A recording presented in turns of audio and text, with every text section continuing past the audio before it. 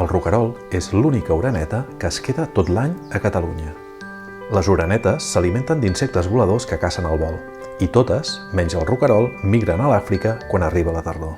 Es queda aquí aguantant els rigors hivernals i alimentant-se dels pocs insectes que queden quan arriba el fred. I això té molt de mèrit. El que sí que fan els roquerols són petits desplaçaments estacionals. Es mouen cap a cotes més altes a la primavera i baixen a la tardor. El seu plomatge és de color marró amb la zona ventral més clara. Construeix el niu en fang totalment obert com l'oreneta vulgar i ho fa en cingleres, coves, cavitats i també a les façanes de les cases o en espais buits d'edificis. En aquestes imatges es mostra el costat de l'oreneta de ribera i l'oreneta cua blanca per poder-ne apreciar bé les diferències.